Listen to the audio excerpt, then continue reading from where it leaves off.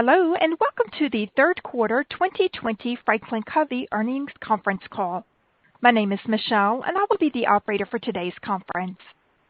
At this time, all participants are in a listen-only mode. Later, we will conduct a question-and-answer session, and during the question-and-answer session, if you have a question, please press star, then 1 on your touch-tone phone. Please note that this conference is being recorded. I will now turn the call over to the Corporate Controller, Derek Hatch. Sir, you may begin. Thanks, Michelle. On behalf of Franklin Covey, I would like to welcome everyone to our conference call this afternoon to discuss our third quarter fiscal 2020 results. Before we get started, I would like to remind everyone that this presentation contains forward-looking statements within the meaning of the Private Securities Litigation Reform Act of 1995. Forward-looking statements are based upon management's current expectations and are subject to various risks and uncertainties, including but not limited to the ability of the company to stabilize and grow revenue, the duration and the intensity of the COVID-19 pandemic and the corresponding recovery from the pandemic, the acceptance of and renewal rates for the All Access Pass, the ability of the company to hire sales professionals, general economic conditions, competition in the company's targeted marketplace, market acceptance of new products or services and marketing strategies, changes in the company's market share, changes in the size of the overall market for the company's products, changes in the training and spending policies of the company's clients, and other factors identified and discussed in the company's most recent annual report on Form 10-K and other periodic reports filed with the Securities and Exchange Commission. Many of these conditions, including the effects of the COVID-19 pandemic, are beyond our control or influence, any one of which may cause future results to differ materially from the company's current expectations, and there can be no assurance the company's actual future performance will meet management's expectations. These forward-looking statements are based on management's current expectations, and we undertake no obligation to update or revise these forward-looking statements to reflect events or circumstances after the date of today's presentation, except as required by law. With that out of the way, we'd like to turn the time over to Mr. Bob Whitman, our Chairman and Chief Executive Officer. Bob? Good, Derek. Thanks so much. Thanks to everyone for joining us today. We're really happy to have a chance to talk with you. Hope each of you is doing well and that each of you is well. Obviously, the 90 or so days since we last reported have been some of the most noteworthy in recent history, both nationally and globally. And while many of us have been through a lot in the past, none of us has lived through a time quite like this.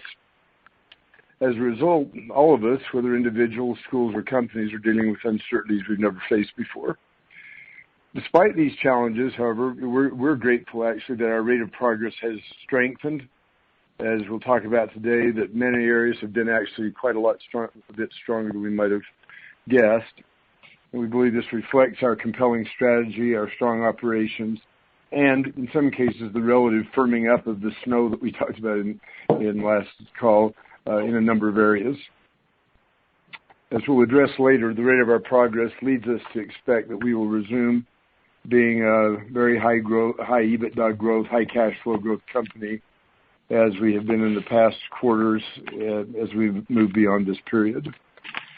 I'd like to jump right in and start out by reviewing our results for the third quarter. We entered, just as context, we entered fiscal 2020 with strong momentum, having seen revenue grow $15.6 million or 7.5% in 2019, and having seen adjusted EBITDA increase $8.7 million or 73%. We expected this momentum to continue. It was being driven by the things that we knew should be driven by, and even accelerate in 2020. As a result, we expected, revenue growth in the high single digits, meaning $18 to $20 million, with adjusted EBITDA and cash flow expected to increase between 35 and 50% for the year to between 27 and 32 million. Consistent with this plan and the expectation for 2020, just as a reference point, as slide 3, through the second quarter ended February, we had thankfully had very strong year-to-date results. Year-to-date revenue had been up 7.8%. Subscription and related revenue had grown 22%. All Access Pass and related revenue had grown 25%. Adjusted EBITDA had already increased $4.9 million or 118%, and cash flow from operating activities had increased $4 million or 30% to $17.4 million.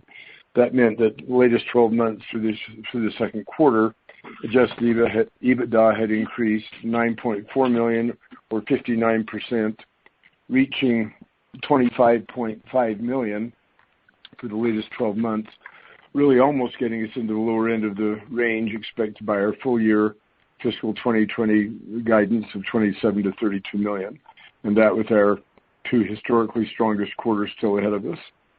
With that performance, we entered the third quarter with the expectation of achieving actually the high end of this year's adjusted EBITDA net cash generated range. I give you that background only to say that we were grateful to start, that we were on track, had been on track, that we entered this time strong strategically, operationally, and financially with significant liquidity. However, in April, when we reported on our strong on these results, the external environment obviously was one of significant and constantly changing uncertainty. How would COVID-19 virus and its related stay-at-home restrictions impact society at large? How would it affect individuals, businesses, and schools? And obviously, really, much of this uncertainty remains. These factors had a significant impact on our business in the third quarter.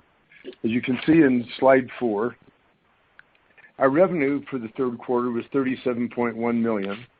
That was down $18.9 million compared to $56 million in last year's third quarter. As we'll discuss in further detail, more than 100% of this decline in revenue resulted from the need to reschedule coaching and training engagements that had been scheduled on-site at client locations, and which then were not possible to deliver due to stay-at-home restrictions. Actually, the majority of this decline occurred in our international operations, where our offices in China and Japan and in many of our licensees were closed due to strict stay-at-home orders for much of the quarter. As we'll discuss in a minute, we have been able to rebook many of these engagements live online, and we ultimately expect to retain and really not lose the vast majority of the revenue that required rebooking. On the other hand, as we'll discuss more detail in a minute, also, our subscription revenue proved to be extremely durable, even in the middle of the pandemic. And so I think, taking those 2 points, more than 100% of the impact was as a result of not being able to carry out live training and consulting events, which thankfully we've been able to reschedule the bulk of live online. And thankfully, the other part of our business, the subscription side, which doesn't, the activities of which really don't affect the quarter because they're just put on the balance sheet for subscription accounting, actually retained strength. We'll talk about that more in a minute. Our gross margin remained strong, even increased 146 basis points to 72.3% in the quarter. Also, as you can see, increased 214 basis points year to date and 131 basis points for the latest 12 months. And these increases reflect the increased share of revenue related to high-margin subscription sales. Third, SG&A. We have a highly variable and performance-tied cost structure that was designed to flex meaningfully to provide a significant offset if there were at any time an offset to revenue and gross margin in a downturn, and it did. As shown, operating SG&A declined $6.1 million in the quarter, offsetting 48% of the $12.8 million decline in gross profit in the quarter related to the need to reschedule these on-site engagements. Fourth, adjusted EBITDA declined $6.7 million in the third quarter, reflecting that the $12.8 million decline in gross profit was meaningfully offset by that decline in operating SG&A. And finally, cash flow from operating activities remained strong through the quarter at $18.7 million. Stepping back from this, I'd like to address 4 key takeaways that I hope you'll find useful as we unpack these numbers and provide some important insights. Takeaway 1, noted, is more than 100% of the decline in revenue and adjusted EBITDA in the third quarter resulted from this need to reschedule revenue due to the worldwide stay-at-home restrictions. As noted, the majority of this related to our international operations, whose offices were closed during much of the quarter and who do not yet have substantial subscription businesses to cushion them. Thanks to our immediate shift to delivering coaching and training live online, a capability we developed over the past 10 years, we've scheduled a significant portion of the engagements which had to be rescheduled. And actually our booking pace for coaching and training services gained very strong traction and accelerated since early May. And so we believe that the area of biggest impact in the quarter, that of having to reschedule, was well on the way to being addressed. Our booking pace, as we'll talk about more in the last 6 weeks or 8 weeks, has now regained the same levels we had last year in the U.S. and Canada. And so we believe that in coming quarters, that impact will address itself. We continue to have weakness in China and Japan, although both are increasing or improving for Q4, as well as among our licensee partners. So the biggest challenge, we believe, is on the way to getting addressed. And second is that our subscription business has been strong and durable even in the middle of the pandemic. The rapid growth of our subscription business obviously has driven our accelerated growth in adjusted EBITDA and cash flow over the past several years. And even in the third quarter, subscription revenue grew significantly, and contracted and invoice subscription revenue also continued very strong throughout the third quarter and has accelerated further in June. Third takeaway is that this strength in the middle of the storm is not just by happenstance, that it's based on deep strategic and operational roots, including the importance of the challenges which we're helping our clients address. Those haven't gone away in these times. The flexibility of our offerings across a wide range of modalities allows us to shift immediately to where more than 80% of our new bookings are live online now, and we're converting a bunch of the old days there. And third, the strength of our business model, which flexed on the downside and which has high flow through on the upside. Finally, we'll give some outlook as to what we expect going forward. We do expect to emerge from this period and be able to resume our aggressive march up the mountain of being achieving high rates of growth in adjusted EBITDA and cash flow. And we believe we're establishing now the foundation for doing that. So I'd like to just address each of these key takeaways so you have some more context. First, the idea that more than all of the decline related to these need to rebook. More than 10 years ago, just after SARS actually, we were concerned about it. We met and allocated significant resources to developing very strong live online coaching and training delivery capabilities. Not many other people were. You had pure digital and you had pure live on site. We feel like, really you need to be able to deliver this content. We need to be able to do it, get the same Net Promoter Scores that we were getting. And so we've tested this a lot and done a lot of this training. More than 190 of our consultants across both divisions have the capability to deliver our coaching, training, and impact journeys on both our own proprietary Adobe-supported platform called LiveClick, as well as on all the other major live platforms and live online platforms, including Zoom, Microsoft Teams, WebEx, and GoToMeeting. Our consultants are expert at facilitating and delivering live online, and actually they earn the same high 70s Net Promoter Scores with their live online delivery that they achieve when delivering live on site at client locations, and actually have a little higher rating on the question, how likely is it that you would recommend your instructor? It's in the 80s, mid 80s anyway, but it's actually a point higher with live online.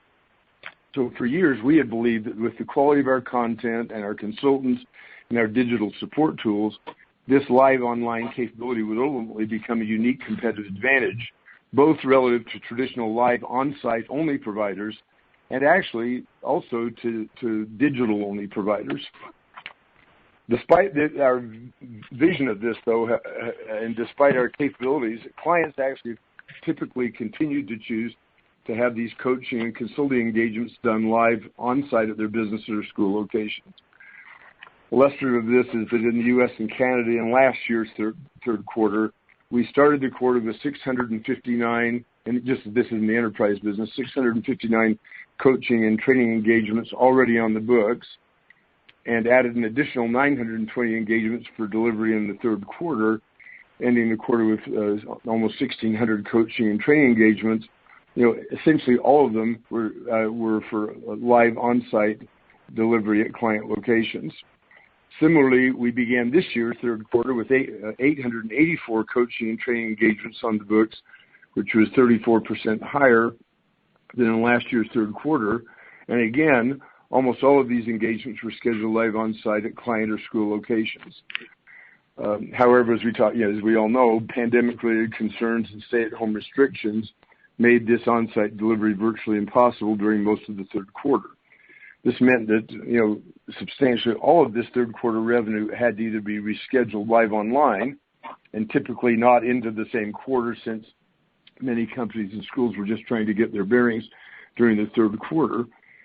In addition, given the uncertainty as to when offices might reopen, an uncertainty which obviously continues, the pace of new bookings of coaching and training engagements was also much lower throughout March and April, as many organizations figured they'd be back in their offices by May or June, and they'd just go ahead and do it live on site then.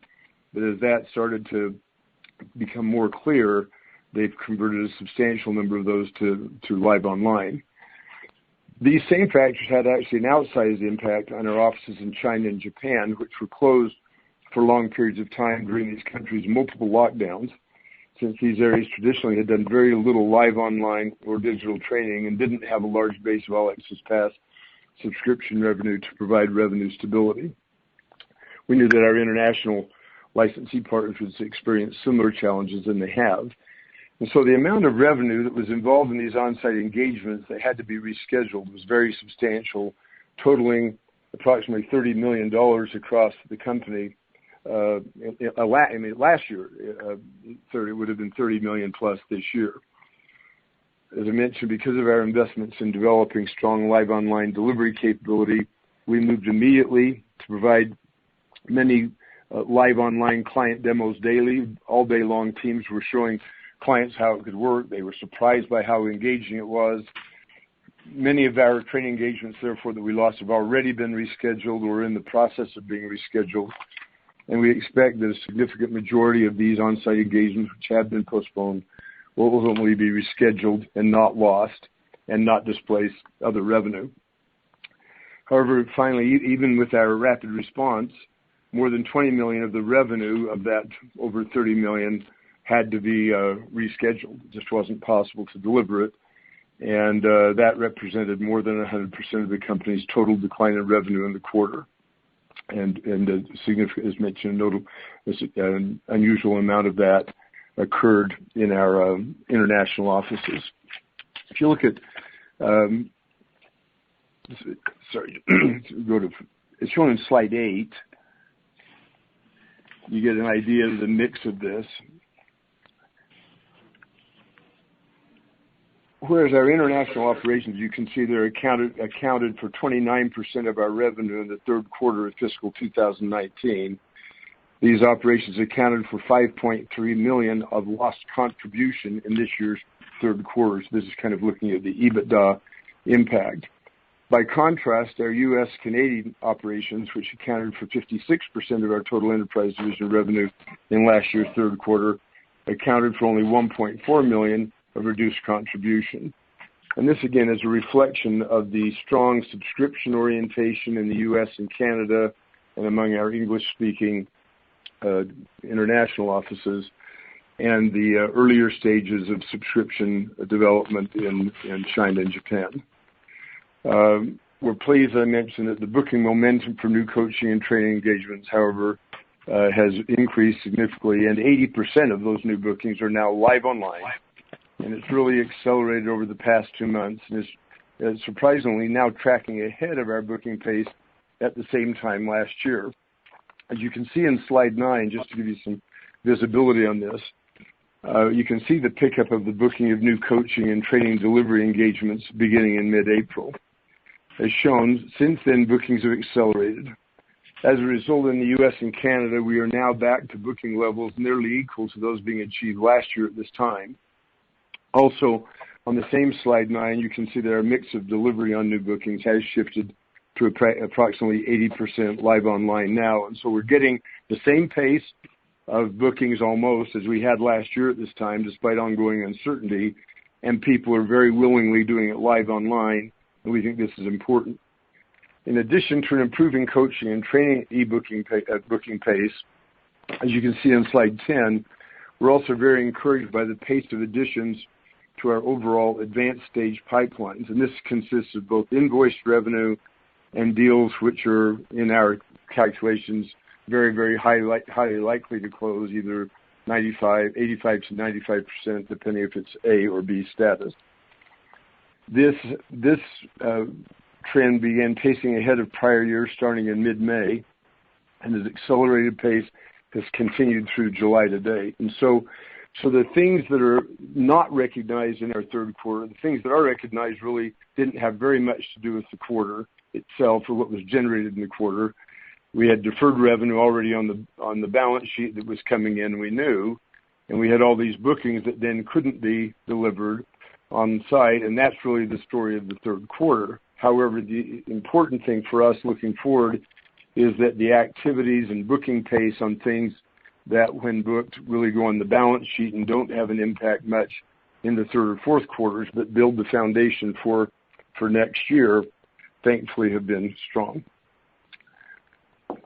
Second major takeaway is related to this subscription business, which again didn't have much impact at all in the quarter except for the deferred revenue piece, but has an important impact on the future. This is the area in which we expected to feel the least impact from the current pandemic. We have an $84 million pure subscription business, excluding add-on services.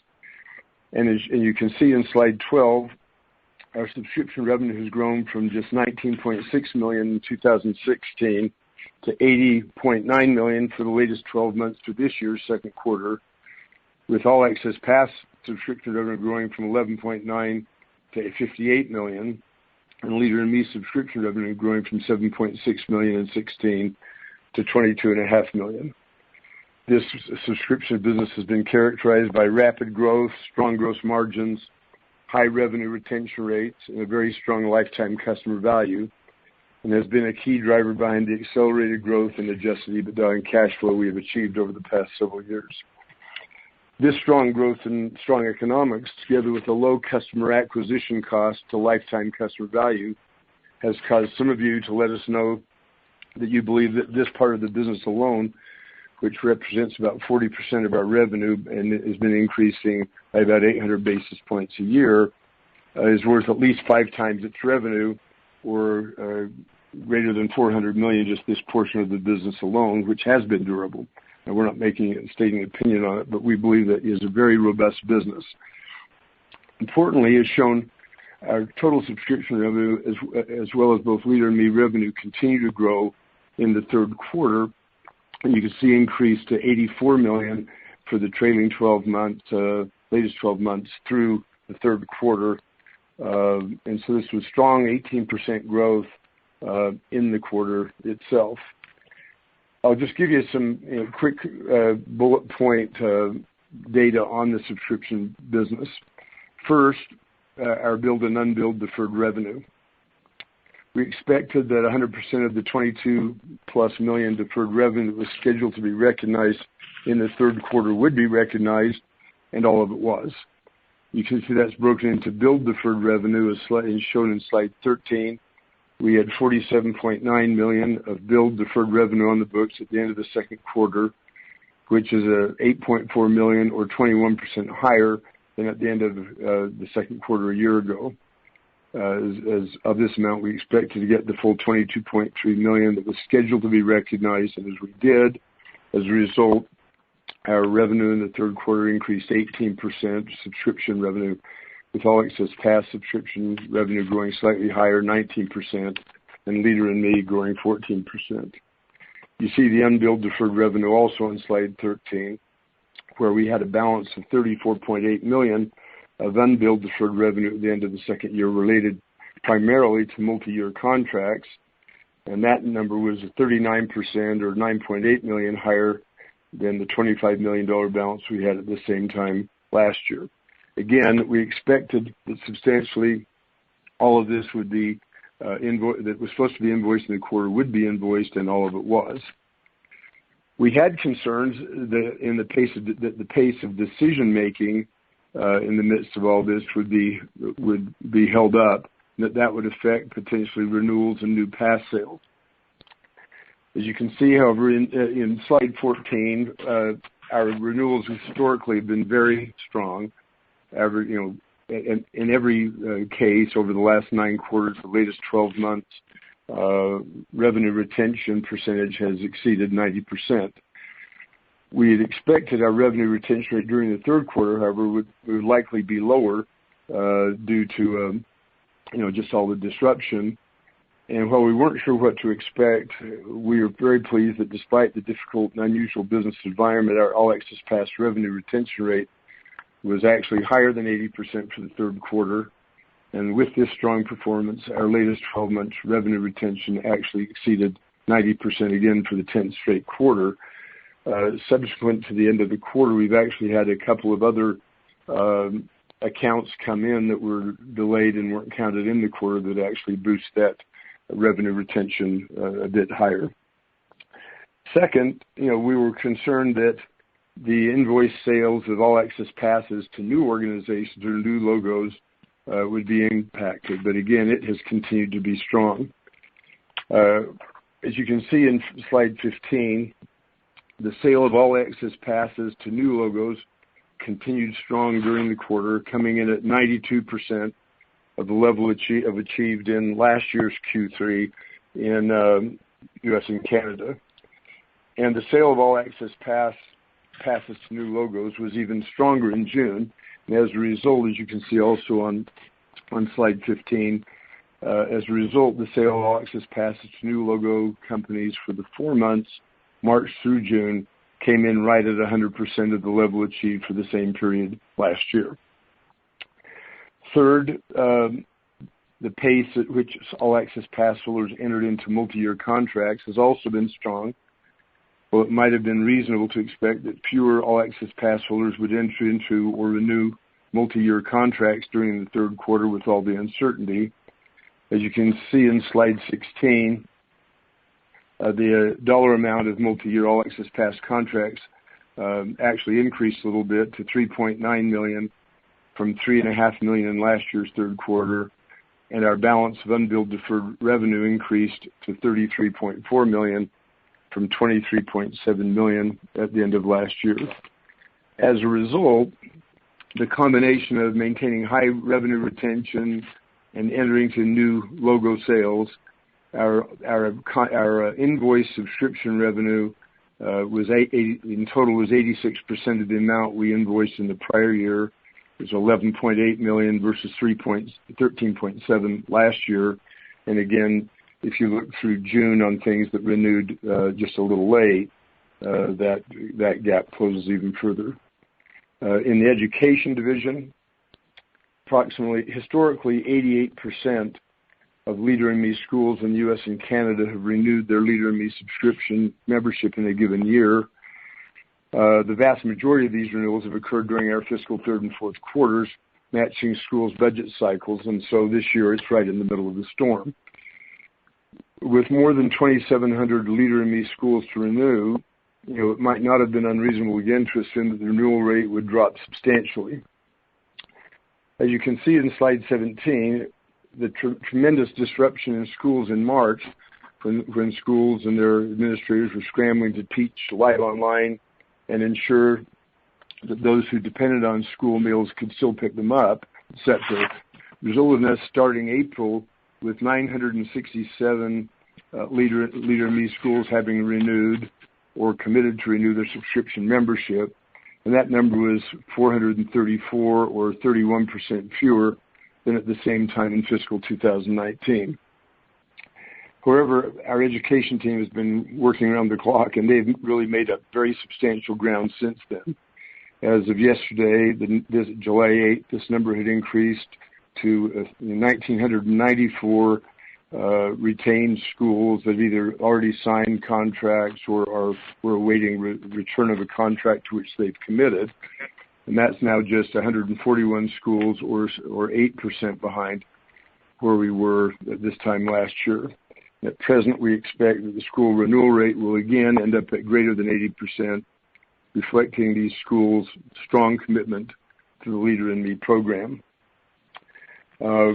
Finally, as the expected sale of Leader in Me memberships to new schools, expected that would be impacted by the very challenging current environment, and it has been.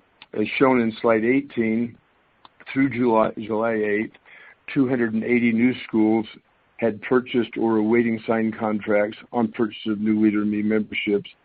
This represents approximately 65% of the number of new Leader in Me schools we had contracted at the same time last year.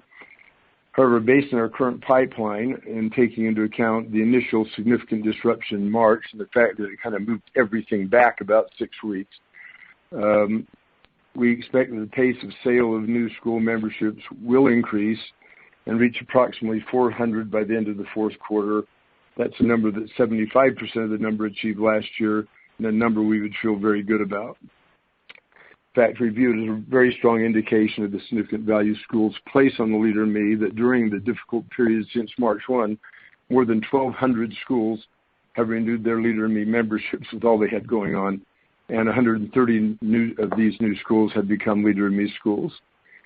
So I'm really pleased that our subscription business remains so durable, even in these times, and that the primary impact on our business, which has been the inability to deliver training and coaching, is on the way to being addressed because of our significant success with live online training.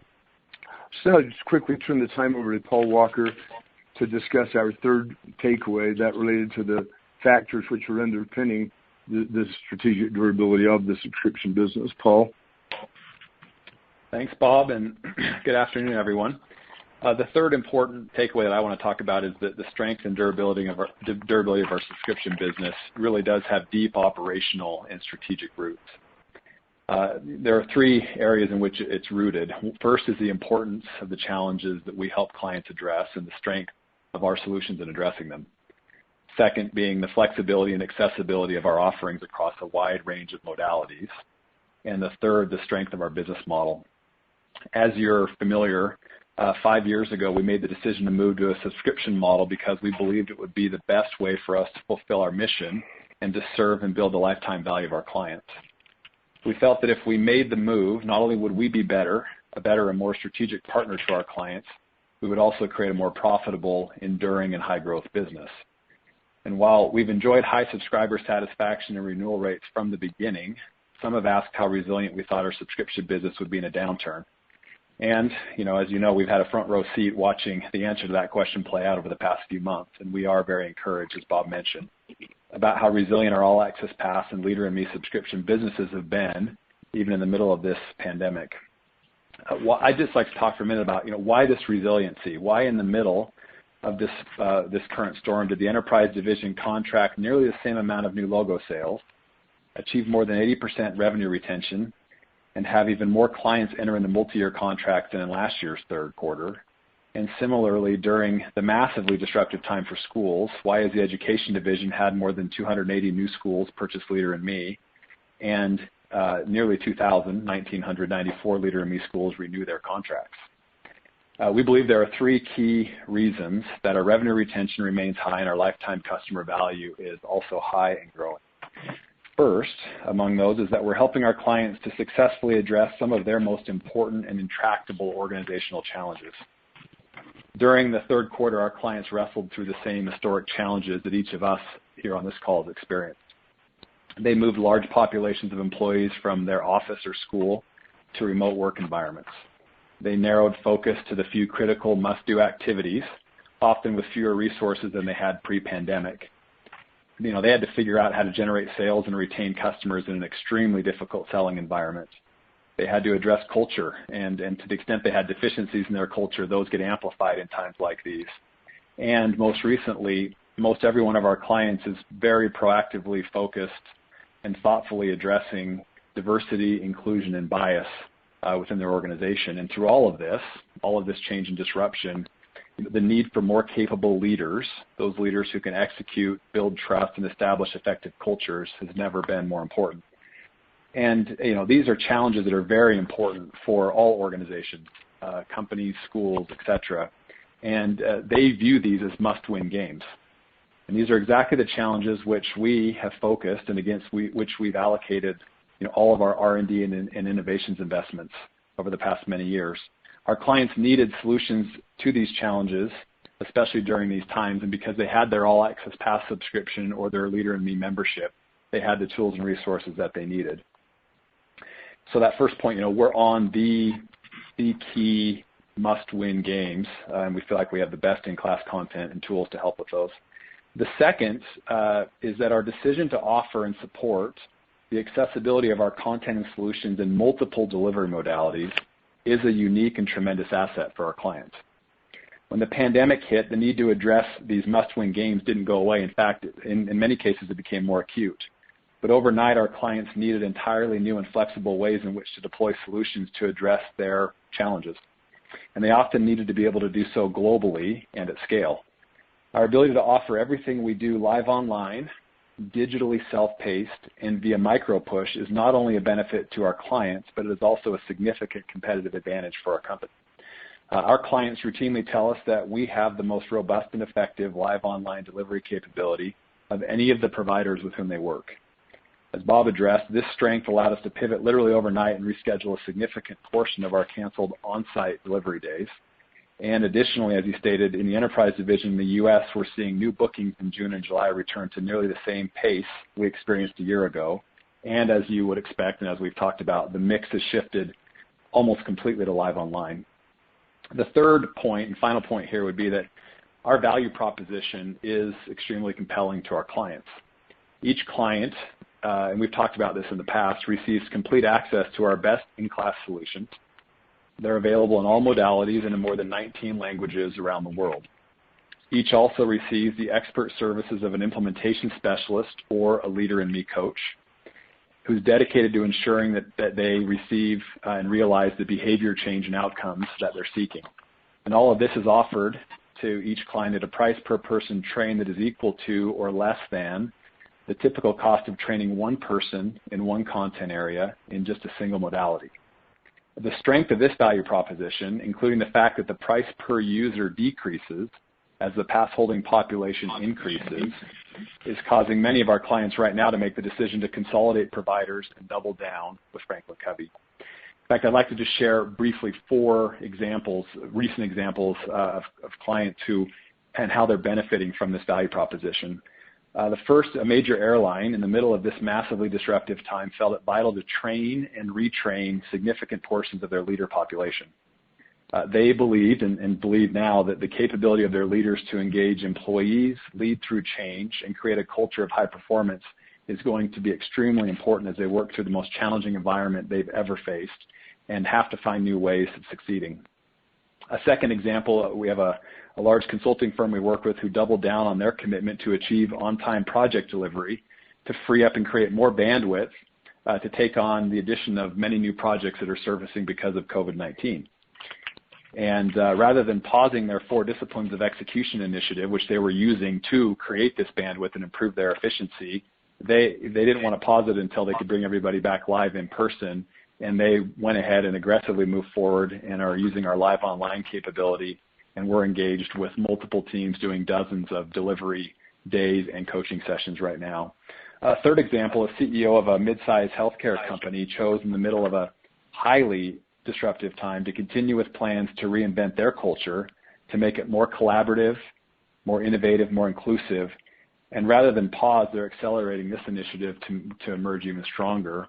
And finally, one of our great new school districts in Newark, New Jersey, just recently made the decision to implement Leader in Me district-wide, signing a 6-year contract. And they're using Leader in Me to immediately and proactively address the impact of COVID that it's having on their school community to address uncertainty and to help with mental wellness and social emotional challenges among both their students and their staff. And so, for these reasons and others, as Bob has mentioned, we believe that we'll emerge from this period stronger with deeper and more enduring relationships, and that we'll count even more clients as clients for life. Bob, I'll turn it back to you. Well, thanks, Paul, and very much. And Steve, I'd like to turn it over to Steve Young now just to address kind of what our general view of the immediate and longer-term future looks like from our vantage point. Steve. Okay, thank you, Bob and Paul. So our fourth point in this presentation is that we expect to emerge from this period and resume our march up the mountain of being a company with high rates of growth in adjusted EBITDA and cash flow, as we've talked about. In April, as you remember, we felt that circumstances were so uncertain and there were so many questions that we couldn't answer that we couldn't with confidence give guidance for the quarter or the year. We also at that time said that we hoped to have a better sense of where things were heading by the time we report this quarter. We still don't know what will happen in the world in the coming months and year, whether the world will shut down again, et cetera, and there's still much uncertainty about our expectations going forward, recognizing the disruptions that may still be caused by COVID-19. Therefore, what we're about to say is not guidance per se and includes many assumptions. That said, if the same trends that we're seeing in our business and what Bob and Paul have talked about already today, if those trends continue, then in our fourth quarter, we would expect adjusted EBITDA to be in the range of approximately $4 million. This number reflects our belief that the enterprise division's All Access Pass subscription business will continue to do well on revenue retention and new pass sales, but that due to subscription accounting, most of that contracted and invoiced revenue will not benefit the fourth quarter, but will be placed on the balance sheet of deferred revenue to be recognized over time. This estimate also assumes that the Leader in Me membership renewals will be relatively strong, but like All Access Pass subscription revenue, most of this contracted subscription revenue will be recognized over time. And that due to ongoing uncertainties in education related to school openings and budgets, the number of new schools entered into and going through the live online onboarding process will be less than what we'd expect next year. Finally, this number of adjusted EBITDA reflects that we expect the results in China, Japan, and our license e-network will continue to improve, but to a level which in the fourth quarter would still be significantly below the revenue and profitability levels that they achieved in fiscal 2019. So that's our look at the fourth quarter. Second, if the current trends and progress were to continue, then we would expect that our adjusted EBITDA results in fiscal 2021, with maybe a quarter or so of cushion, would be directionally similar to the results we achieved in fiscal 2019, which is a year in which our adjusted EBITDA was $20.6 million. And that our fiscal result in 2022, with maybe a quarter or so of cushion, would be similar to the result that we expected to achieve this year with adjusted EBITDA of around $30 million. So achieving such results, we believe, would signal that we have resumed our accelerated climb up the mountain toward being a consistently high adjusted EBITDA growth, high cash flow growth company. So, Bob, that's look going forward. Thanks. We'll now get ready to turn the time over to questions, but just say in conclusion that, I want to really express admiration and appreciation first to all of the Franklin Covey associates. In the middle of the storm, they're making more sales calls, albeit live online, than ever before. Our implementation specialists are spending more hours. Our consultants have all refined their skills and are teaching or facilitating, huge numbers of engagements every week. They've done it with tremendous excellence. Our technology and marketing and product teams have supported this. Our Jhana team, with the weekly micro push learning, has been able to adjust on the dime and keep relevant topics front and center. We have launched new offerings and are about to launch some new that are really relevant, including the unconscious bias offering that we launched a year or so ago. It's accelerating with a new what we expect to be a best-selling book based on pre-orders. Liz Wiseman multipliers, and so I think we're in a position where, relative to customers, they're in a time in a position where many of them are looking to have fewer suppliers and getting more value from those who they do partner with, and we think we're in a good position for that. We also appreciate each of you and recognize that we all, really, if we're able to accomplish what we're talking about now, the net present value of the change impacted by this, compared to where we were 6 months ago when we purchased stock at $36 a share and thinking it was worth more than that, really the net present value in our minds is a few dollars less, but it hasn't fundamentally changed this. And so in April, if I had thought we'd be in a position to be saying this today, I would have been thrilled, still recognizing it's difficult circumstance, but I just want to thank everybody for putting us in this position. With that, let's open it for questions. Thank you, sir. We will now begin the question and answer session. If you have a question, please press star, then 1 on your touch-tone phone. If you wish to be removed from the queue, you may press the pound sign or the hash key. Also, if you're using your speakerphone, you may need to pick up on your handset first before pressing the numbers. Once again, to ask a question, please press star, then 1 on your touch-tone phone at this time. The first question in the queue comes from Andrew Nicholas with William Blair. Please proceed. Hi, Andrew. Hi, good afternoon. First question, I just want to make sure I understood your comments correctly. I think you said you estimate maybe about $20 million of what was previously estimated to be $30 million in revenue tied to on-site training, coaching days, that sort of thing, was postponed in the quarter. I just want to make sure that I understood that correctly. And then relatedly, yes, if you could give any color on how you'd expect that $20 million or so of revenue to kind of flow in through the next several quarters. Yeah, so first of all, Andrew, yes, that was right. If you look at $56 million that we did in last year's third quarter and subtract, say the $22 million of subscription revenue that we had this year, that leaves you with a little over $30 million of revenue that's not related to subscription, which is subject to being impacted because it related to, in one form or another, to online coaching or delivery, except for that small portion that didn't. So if you net down the portion that was already going to be live online, that brings it down to about $30 million. And once at the time in April, there was some people were still in their offices.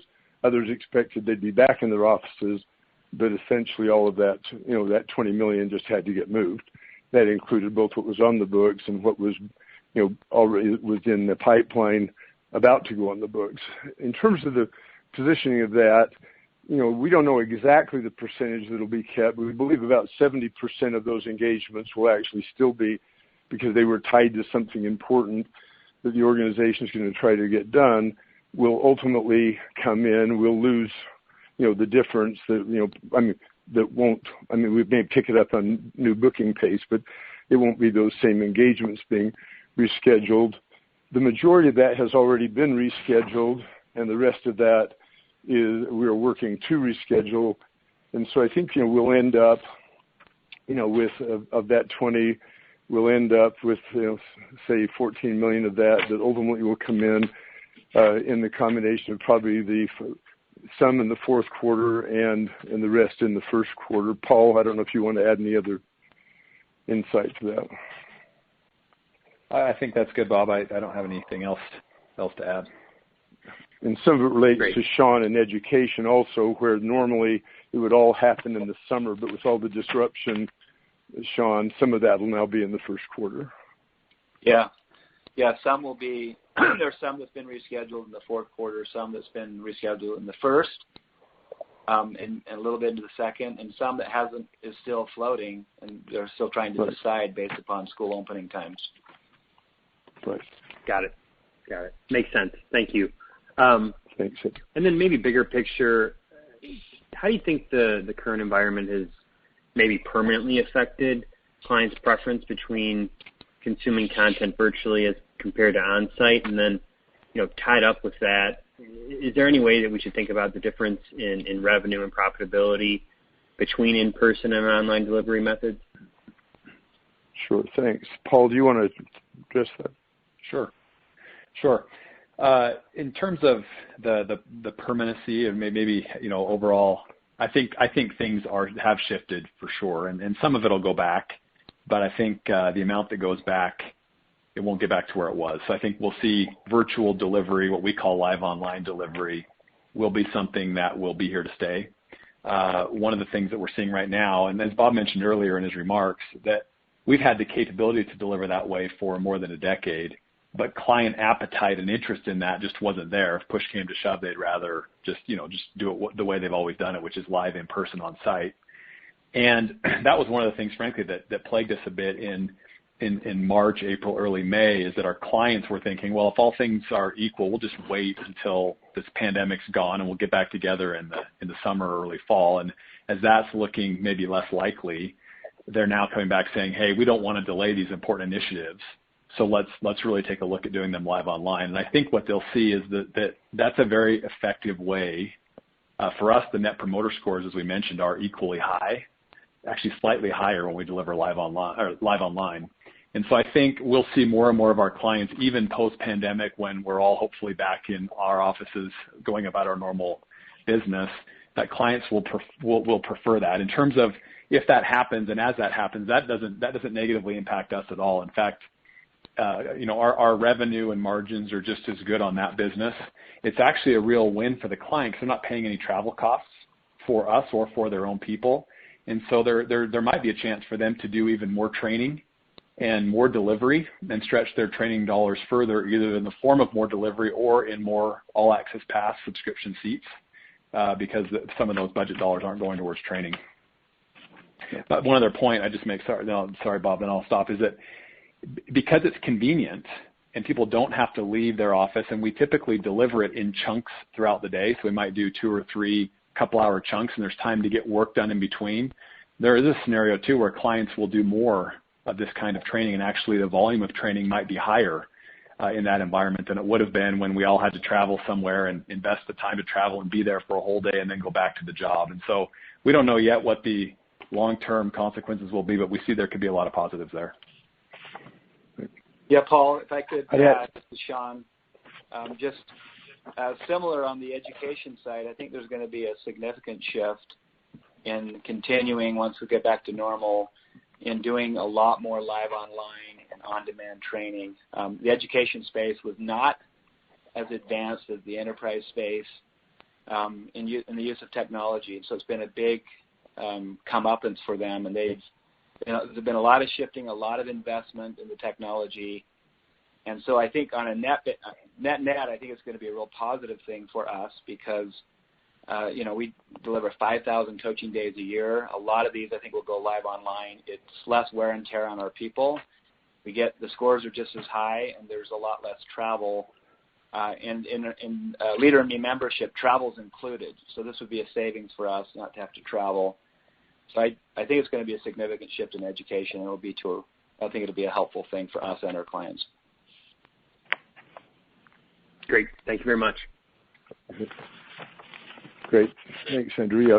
Just one note that our margins would increase a little bit because we bill through to the clients this travel revenue at our reported margins. It doesn't change the dollars, but the reported margins would be affected positively a little bit because we get no margin on the travel revenue, but otherwise it should be the same. Got it. Thanks. Thanks so much. Okay, and the next question in the queue comes from Jeff Martin with Roth Capital Partners. Your line is open. Hey, Jeff. Good afternoon, guys. Hope you're all doing safe and well. We are. I hope you are as well. Fine, thank you.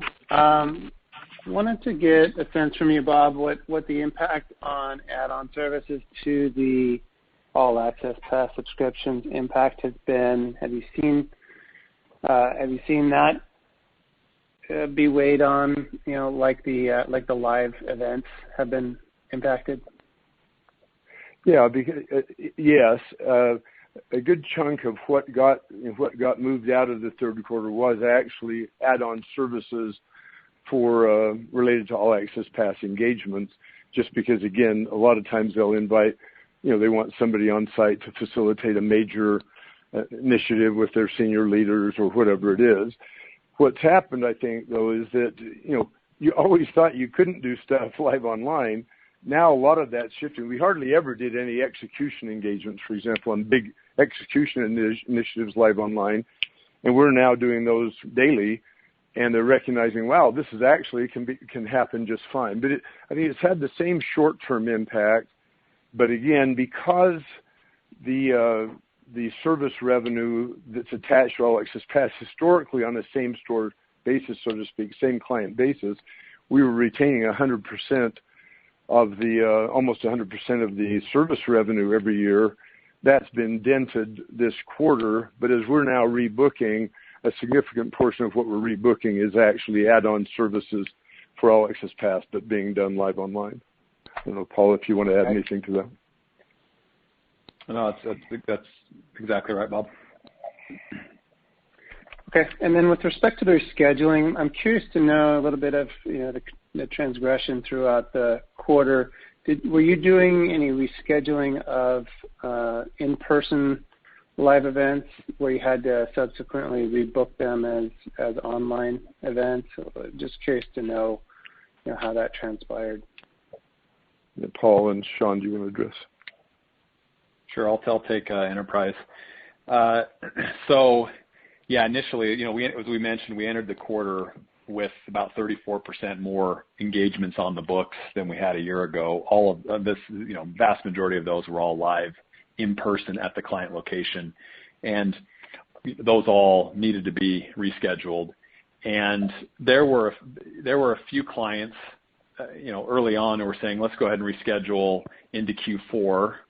And they went back on the books as live on site at the client location. But we in earnest started to try to work with each client to say, why don't we just do this live online? And so so there are some that have gone out on the books into later Q4 and into Q1 that are just, the client said, let's just pause and we'll do it live on site. But the vast majority are back on the books now as actually live online. And the mode we've adopted is to say to the clients, let's get them scheduled that way. And then if conditions are such that we can come on site and you want that at the time, well, that's an easy change for us to make so that we don't go through another raft of cancellations because we have all these live on-site days on the books that if COVID stays, like it looks like it might for a little while longer, we don't want to relive that experience again. So the vast majority that are out there are live online now. Yeah, Jeff, this is Sean. And in our world, it's about 2/3 of the days that are booked going forward are live online. It was more than that, and now live is starting to pick up in certain pockets, certain states, and some districts. We expect that to continue in that direction. And as I shared before, the majority of these days were rebooked in the fourth quarter. Some went into the first, and some are still pending decisions from the schools and the districts. Okay. And then for the same project, live versus live online, is it the same arrangement in terms of terms and revenue and margin impact, or are there any differences? It's the same. It's essentially the same arrangement. The client signs a contract. It's got the same cancellation terms to it.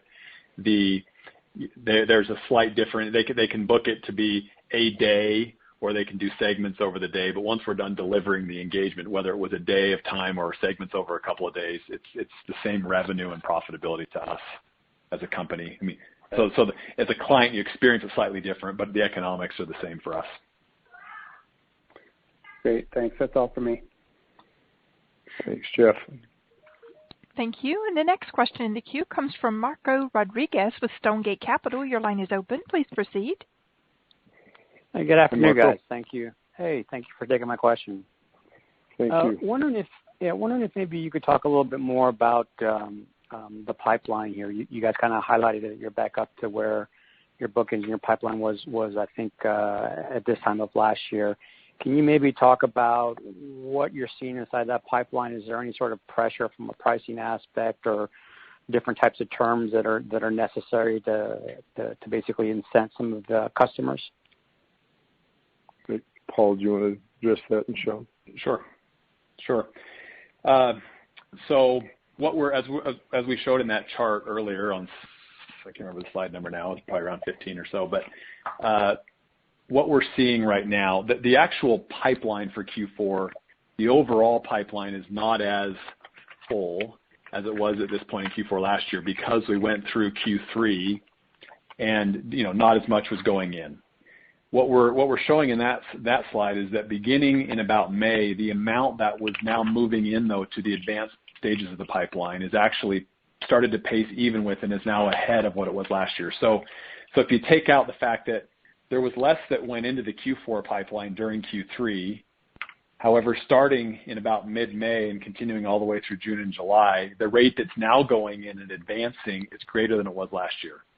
So that's one of the, we won't have sales as high in Q4 this year as we had in Q4 last year for that reason. But what's encouraging is that it seems like now and starting in May, as our salespeople are out there working with clients are moving decisions again more quickly than they were in March and April, and things are moving into that advanced stage and closing actually for us at a little bit of a surprising rate.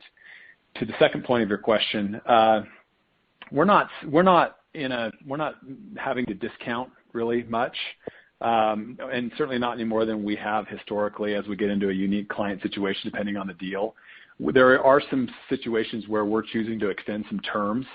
We've categorized all of our clients into kind of those that are in industries and situations where they're thriving, those that are disrupted, and those that are kind of devastated. And so, when we have a devastated client, like, we have clients that are in industries that are related to travel right now, that's really, really hard for them. They need the tools we have right now, maybe more than ever. And so we're trying to be as flexible as we can to be a good partner because we're taking the view with all of these clients that, look, it's not just a statement that we want to be your partner for life. We really mean that. And so we'll work very carefully with Steve and think about terms we can extend and also look at our cash flow situation, try to do the best we can for each client. And so we're making some of those decisions, but I would say that that's not what's driving our pipeline. I think the pipeline is just the result of clients getting back in and realizing that, hey, we need to move these things forward. Let's talk again. It looks like we might be in an unsettled environment for a while, but let's not have that slow down what we're doing.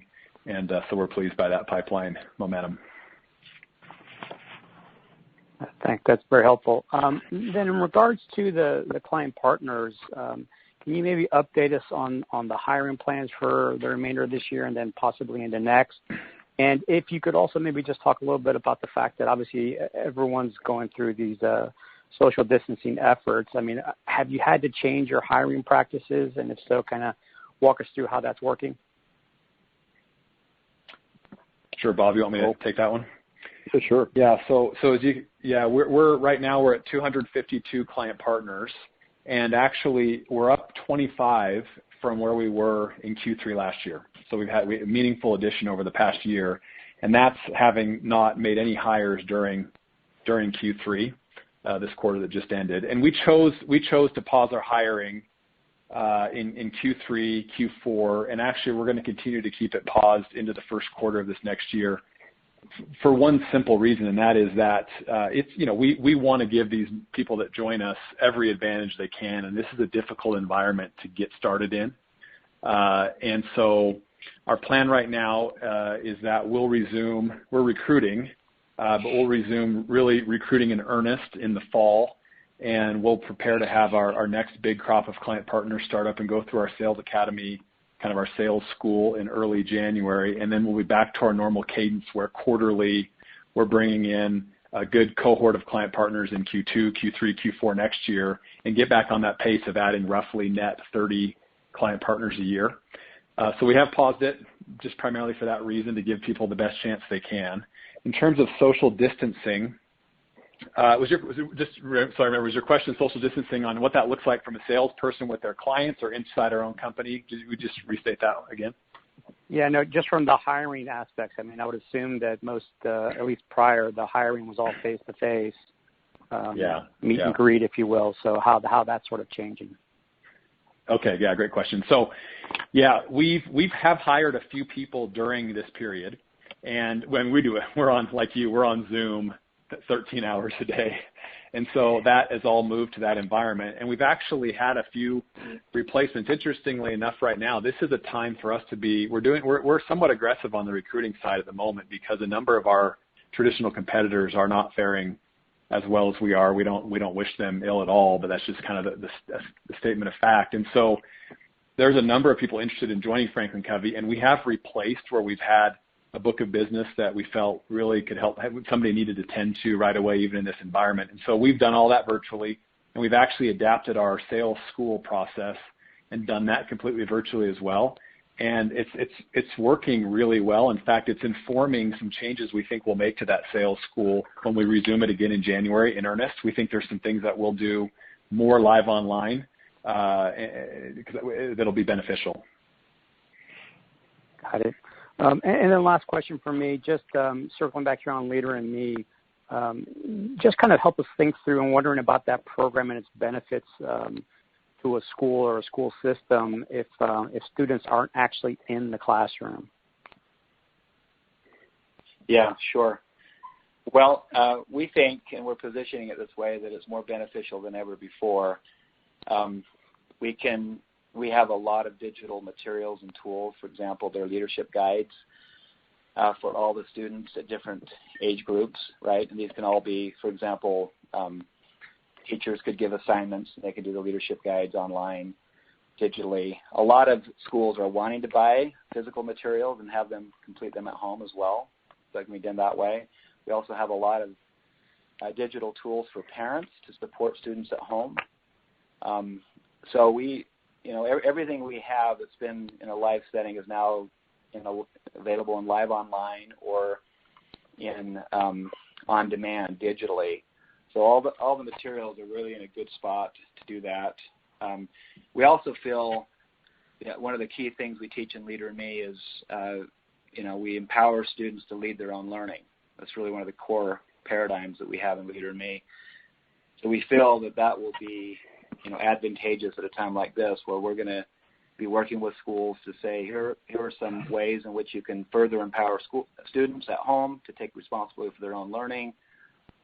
And so that's going to be a big benefit as well. We've got this tool called Leader Me Weekly, which is a micro push tool, and it has tips and suggestions.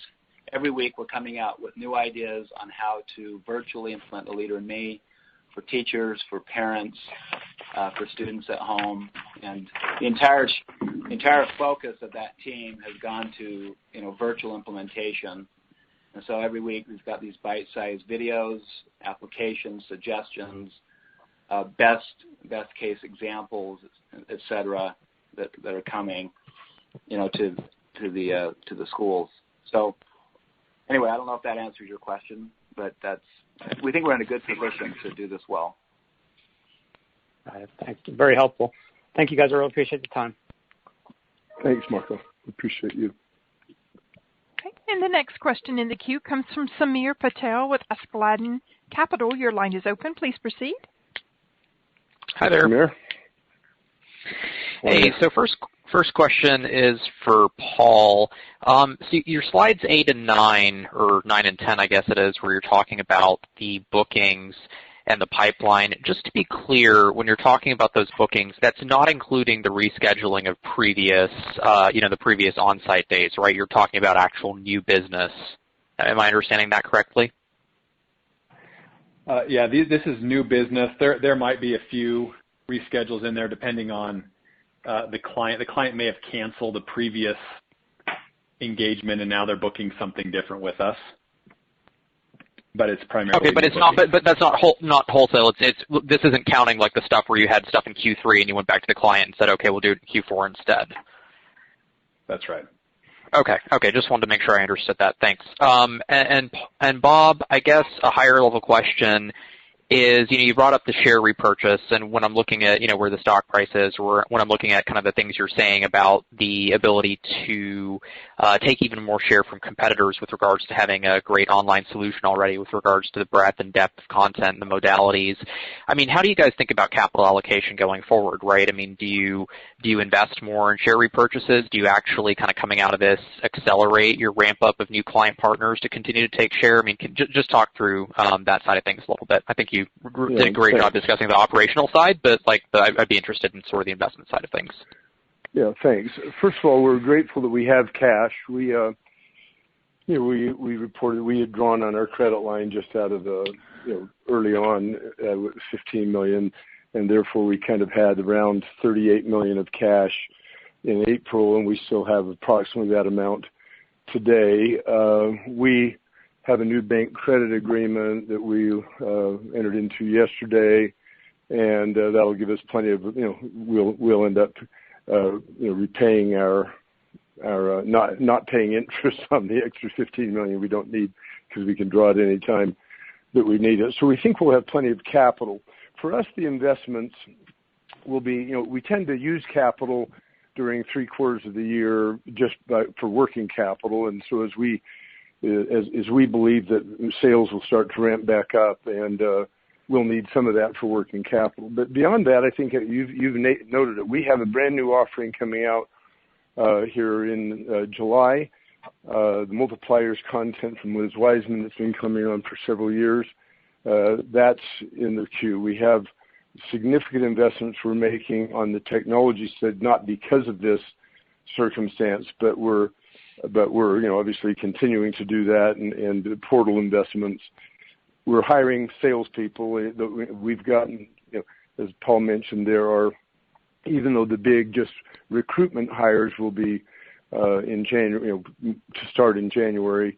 That's what we're thinking. We are picking up people opportunistically, and we think there are going to be some good opportunities to gain some additional content and tools and things from people who just are not able to scale in this environment they may have thought they can work their way through. So I think in the intermediate term, we're going to preserve cash, but we'll make those kinds of investments. Otherwise, we'll be preserving cash to make sure that we, whatever the opportunities look like in the future, or whatever the uncertainties are, that we'll be able to continue to plow ahead. And we've been able to keep all of our people busy and employed throughout this time.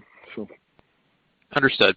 And on the content side, I mean, you guys mentioned, for example, diversity, and then some of your clients shifting to, having to have that remote work environment. I mean, has that impacted your new content development in the sense of, are you focusing more on maybe some of those areas that your clients are valuing right now?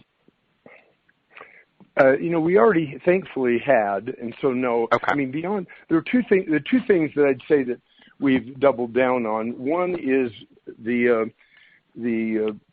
on Jhana, we're working on some enhancements to Jhana that will connect the weekly newsletter to all of our digital libraries, et cetera. It was always the plan, and that might be a thing that we're accelerating because of this. The other thing that we did accelerate, that we spent a little money on, is saying, gosh, with all of our great consultants and live online now being the thing and us being good at it, really good at it, we've made some, hundreds of thousands of dollars investments in making sure we have professional backgrounds, the right, power in their laptops, et cetera. But otherwise, I think we always have a technology map, and this has just reinforced our commitment to something we already was in our 3-year plan. So. Gotcha. Thanks. Appreciate it. Thanks, Samir. And we do have one last question in the queue from Zach Cumming, and he is with B. Riley. Your line is open. Please proceed. No, Zach, how are you? Yeah, great, Bob. How are you?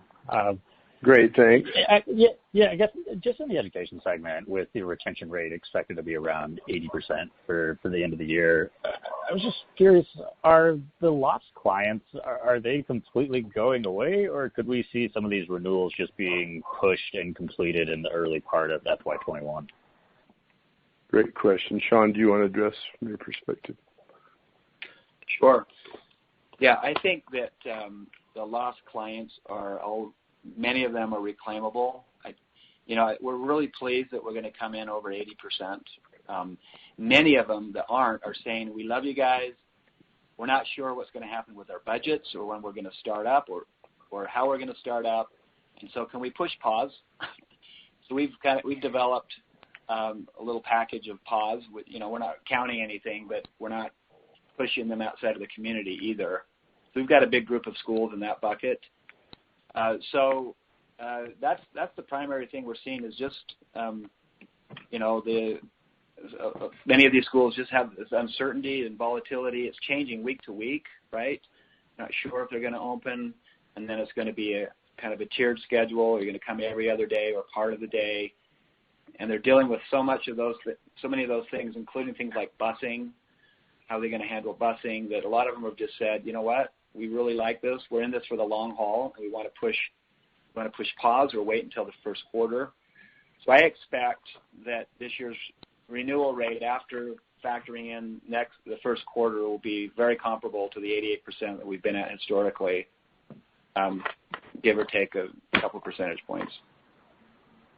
Got it. That's really helpful. And then just one question for Steve. I really appreciate I guess the general directionary expectations for both the longer term in terms of FY21 and FY22. I guess for those adjusted EBITDA targets that you laid out there today, how should we be thinking about the revenue line? I know your prior adjusted EBITDA targets were assuming kind of a high single-digit growth. So I was just kind of curious as to how you're thinking about revenues in order to achieve those adjusted EBITDA targets. Well, Zach, we haven't prepared exact, forecast, if you will, related to revenue. But as you know, when there's a recession or pandemic impact and revenue goes down, then you normally accelerate that at a higher rate of growth than what is normal or typical. So we would expect, for example, Q3 of next year to be more than 8 or 9% revenue increase compared to Q3 this year or Q4. But then when we get back to comparing to 19 and 21, 22, where we're growing EBITDA at about that 10 million range clip, then that would be based upon an organic growth rate still of around that high single digit growth, would be able to create that type of a flow through to adjusted EBITDA and cash. Got it. That's helpful. Appreciate that. Well, thank you. Zach, just one other thought on. Oh, sorry, Zach. No. Thank go you. ahead. I just think one other thought is, that if you just think of the EBITDA target and then assume that that's going to be as a business model, an EBITDA margin that will be increasing by 300 basis points a year, you'd say, well, fine, by the time you get to 30 million, we would have thought, this year, the 30 I've reported would be on somewhere around 245. So it would have been about 12% EBITDA margins increasing by 300 basis points a year, if that's helpful. So you can kind of back into the revenue from the EBITDA. But that's probably about what it would relate to by the time you get to 2022 at 30 million of EBITDA. It'd probably be in the 14% or 15% EBITDA margin. Got it. That's really helpful. Well, thanks for taking my questions, and best of luck going forward. Thanks so much, Zach. Thank you. We have no further questions at this time, so I will now turn the call over to Mr. Bob Whitman for closing remarks. Thanks. Again, just want to express our appreciation to each of you. You've been great partners for all these years. We hope we've been great partners, and we are excited to continue the journey together. We look forward to answering any questions that you have individually, and thanks again for joining today. Stay safe and well. Thanks. Thank you, ladies and gentlemen. This concludes today's teleconference. Thank you for participating. You may now disconnect.